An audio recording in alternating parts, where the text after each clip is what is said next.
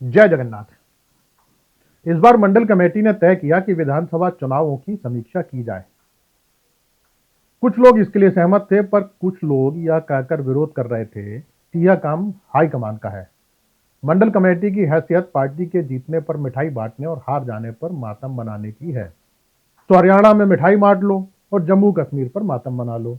मंडल committee को तो केवल सरकारी योजनाओं की समीक्षा ही करनी है, जिससे हम सब विकास में हिस्सेदार बन सकें। प्रभु, अब आप मंडल कमेटी अध्यक्ष सरदार जंडल सिंह को तो जानते ही हैं। भाषण देने का कोई मौका नहीं छोड़ते।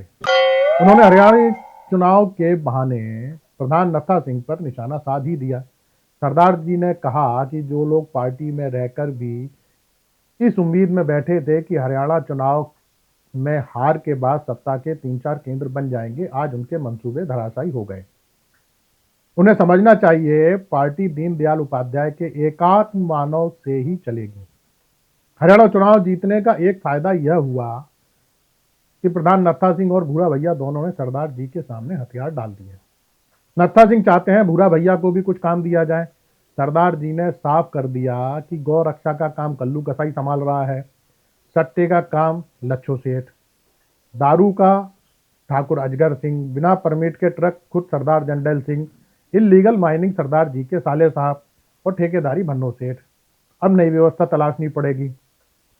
भूरा भैया चाहें तो आईएसआई की जासूसी कर लें, रशियन लड़कियां सप्लाई कर ले या ड्रग्स बनाने की फैक्ट्री खोल लें।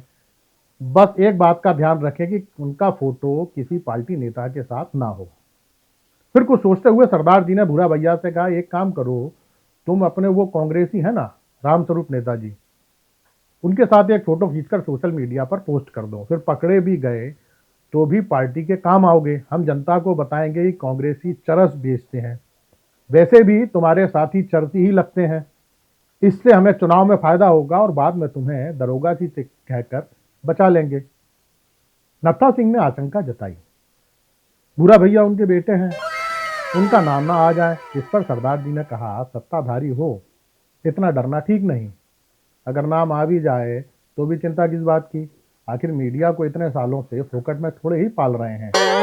बैठक में पार्टी के दिलजले कार्यकर्ता राधेलाल पंडित जी गंभीर मुद्रा में बैठे हुए थे। उनका कहना था, राशिद काम नहीं आया।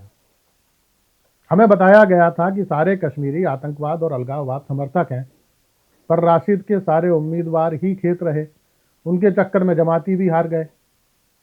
उन्होंने कहा कि लोगों ने न राम मंदिर का मान रखा, न धारा 370 हटाए जाने का। राम से ज्यादा बड़े मर्यादा पुरुषोत्तम तो राम रहीम निकले, जो वचन दिया उसे निभाया भी। इस पर सरदार जी का कहना था कि जब कश्मीर की बात हाईकमान और मीडिया नहीं कर रहा तो आप क्यों कर रहे हो। हमें समीक्षा उन्हीं चुनाव की करनी है जहां हम जीत जाते हैं। कल्लू कसाई ने दार्शनिक अंदाज में कहा कि देखो, राजनीति में आप क्या कह रहे हैं यह जितना जरूरी है उससे जरूरी यह है कि लोग उसे सच माने। जैसे जब आप कहें कि भारत विश्व गुरु बन गया तो लोग भरोसा करें। फिर जब आप लाचारी भरे स्वर में यह कहें कि राहुल देश में अलगाववाद पैदा कर रहा है, देश में अर्बन नक्सल बढ़ रहे हैं, तो लोग उस पर भी भरोसा करें।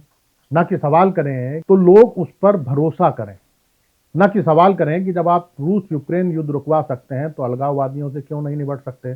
बोला जाटो तमाकू घिसते हुए बोला, भैया इस चक्कर में कई बार लफड़ा भी हो जाता है। उस दिन गुरुजी ने महाराष्ट्र में कह दिया कि कांग्रेस बांटने और देश को तोड़ने का काम कर रही है, तब से प्रचारक जी नाराज घूम रहे हैं। कह रहे थे 100 साल से मेहनत हम कर रहे हैं और क्रेडिट कांग्रेस को मिल रही है। प्रभु, अखबार में एक खबर छपी है कि रूसी लेखक चेखोव के नाटक को लेकर राजस्थान में विवाद हो गया है।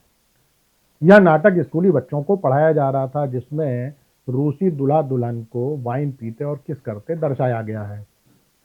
जेएनयू वाला सिया यादव उस दिन पप्पू पनवाड़ी की दुकान पर बोल रहा था कि हम सनातनी हैं, हमारे यहाँ बच्चे मटके से, खंबे से, हल्के फल से, अग्नि से, आम से, खीर से, पसीने की बूंद से, बाबा के आशीर्वाद से, तंत्र से, मंत्र से, बलि से होते हैं। जब हमारे पीएम ही नॉन बायोलॉजिकल है तो बच्चों को बायोलॉजिकल और केमिकल प्रोसेस पढ़ाने की क्या जरूरत है। शेष कुशल आपका भक्त शिवा का। नमस्कार।